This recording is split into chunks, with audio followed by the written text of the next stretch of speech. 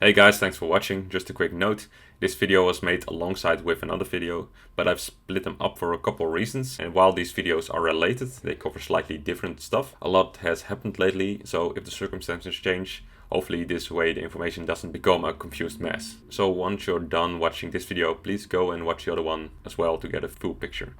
So, as we know, one of Games Workshop's new projects in Warhammer Plus is the animations. They seem to be going for this kind of love, death, robot format, and personally I'm really looking forward to seeing them. But what I look forward to even more is making more analysis videos of every single release and slapping GW on the wrist whenever the quality is subpar, because really at this point there is no excuse for that anymore. This new plan by Games Workshop has not been without controversy in the fanbase, however, something that I've already covered in the Golden Age of Warhammer film video I made 2 months ago. But a quick summary of that is Games Workshop seems to contact animation fan projects from YouTube with an offer to work for them, but in return these channels have to remove all their Warhammer content. The problem is Games Workshop is being rather inconsistent and uncommunicative with their approach here, and it's completely unclear if we'll ever see most of these projects ever again. In these 2 months I've paid very close attention to everything that has been going on, and I've tried to piece together the puzzle from multiple different sources I've consulted. I want to share this with you guys to help you understand the stress that fan projects are currently under,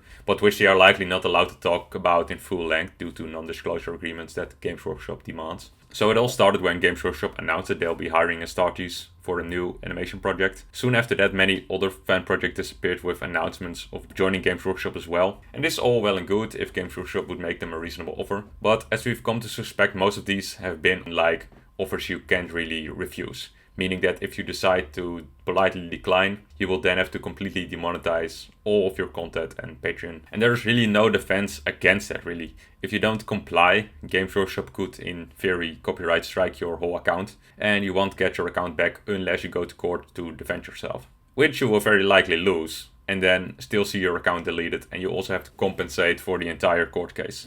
Now, it is very likely that Games Workshop is well within their legal rights to do so. After all, Warhammer is their intellectual property. And while these fan projects mostly create original works within the Warhammer universe, under copyright laws, these fan animations can still be classified as trademark infringements, which means that while not being a one-to-one copy of anything that Games Workshop has created, they are using trademark registered content that potentially creates brand confusion for customers and interfere or take away from Games Workshop commerce. Many of these projects have their own Patreon to fund them, but it's not as if that is in reality harming Games Workshop commerce. In fact, it can be said that it's basically free advertising for them. Let's say a creator made $2,000 a month, which wouldn't be insignificant for the creator at all. But to a big company like Games Workshop that makes around 80 million in a year, 2,000 is a completely insignificant a little amount anyway. So going after them seems rather silly. So we have to wonder, why is Games Workshop suddenly going after these fan animations so hard? I try to find a pattern in which projects get contacted at what point, but there doesn't seem to be a significant benchmark. The amount of subscribers or amount of support on Patreon differs so much there's not really anything you can point at. It seems to be tied to the amount of views somewhat, because Games Workshop seems to take notice when projects get in the millions of views. But I simply cannot be sure that they actually have a preset benchmark when they contact these projects. Now it is good to know what exactly Games Workshop is actually offering these projects. After all, if they get a nice offer to work on cool projects for a decent salary, what do we really have to complain about, right? Because that would basically seem like the best case scenario for both parties, at least to me. But a question I've already raised in another video was that how is Games Workshop going to hire all these creators? They can't literally hire everyone, can they? And the answer to that is, of course, they most definitely cannot. I've worked for one of the largest media production companies in the world. This is the kind of company that would do commercial media stuff for big brands on very prestigious global scale projects. At the time I worked there, the total company employed a little more than 500 people, I think, and it was growing very rapidly. But despite this, the whole 3D department where I worked wasn't much larger than just 20 people. That is a ratio of 1 to 25, which is about 4% of the company. Now, at the same ratio, Games Workshop, with their roughly 2,000 employees, would be able to put together a team of 80 people.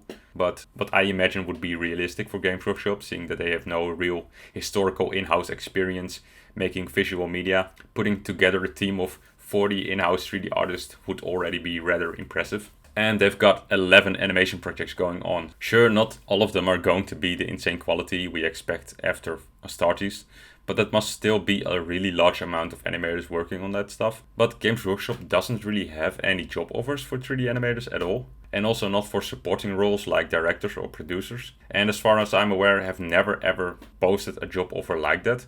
My suspicions are that with the project teams they've hired thus far, they already got all the people they need. If they seriously require more of them, why don't we see them putting up job offers for animators on their job website? But now you're probably thinking, if that is true, then why did they offer to hire Sodaz? Well, as it turns out, Sodaz doesn't want to work with them, after all, and this has somewhat confirmed my suspicions, because the reason I think Sodaz has declined their offer is because they didn't give Sodaz a serious offer at all. Now, because Sodaz has hoped to work on a cool cinematic Warhammer stuff, he signed their non-disclosure agreement and complied with their demands to remove his videos, only to find out later Games Workshop wasn't actually looking for a dedicated character animator. Yes, they did probably offer him the prospect of an animation job, but likely something on the sides like animating stupid web banners to get him out of the way in a public relations friendly manner, I suppose. And because of his non-disclosure agreement, he would not be able to talk about the kind of offer that Games Workshop made him. So he's kind of stuck. And what confirms this even more is that AbsolutelyNothing has also released a video saying he was recently contacted by Games Workshop, but didn't like their offer either. It's kind of clear that the reason these animators keep refusing is because the offer is not like anything they had hoped for. The shitty part is that after such a conversation, the damage is already done, because by then they cannot ignore Games Workshop demands anymore, because they definitely let them know that they had to remove either their videos, monetization, and Patreon, or face the copyright strikes. If Games Workshop had a serious need for animators and come with a serious offer, I'm pretty sure these guys would have gladly accepted the offer. So going after fan projects at this point is only meant to remove the competition. Because make no mistake, fan projects are seen as competition for Games Workshop due to their plans with Warhammer Plus. Quality fan projects that are available out there for free, they make Warhammer Plus animations behind a paywall look less attractive. And as discussed in the other video, Games Workshop is really dedicated to make Warhammer Plus work, because it's literally what their future depends on. I wouldn't be surprised if Games Workshop is playing the long game and trying to actively discourage anyone from starting his own Warhammer fan project in the future. This is really not about some individual creator getting crowdfunded a few $100s a month, because that literally means nothing to Games Workshop. This is all about their future as a company, and the only way forward they see is fully committed to developing their own intellectual property for mainstream adoption. The moment Games Workshop started announcing their own animations under the banner of Warhammer Plus, all fan projects have become very liable for a serious trademark infringement case. It's one of the reasons I've been trying to diversify my content. Videos that are considered caricature or review and critique are generally protected from copyright claims by law, but that still doesn't mean Games Workshop couldn't strike your channel and force you to go to court. Now, it would be very ballsy from Games Workshop to strike out at everyone at the same time, so I don't think they will do that. But because Warhammer Plus will also feature lore, painting videos and battle reports, they could potentially all be the next, whenever Games Workshop pleases. In the Golden Age video, I've said that if Games Workshop came to me with a nice offer that was good for the project and for the fans, I would have very little reason to decline. But at this point, I don't have any reason to think that any offer from Games Workshop will be worthwhile.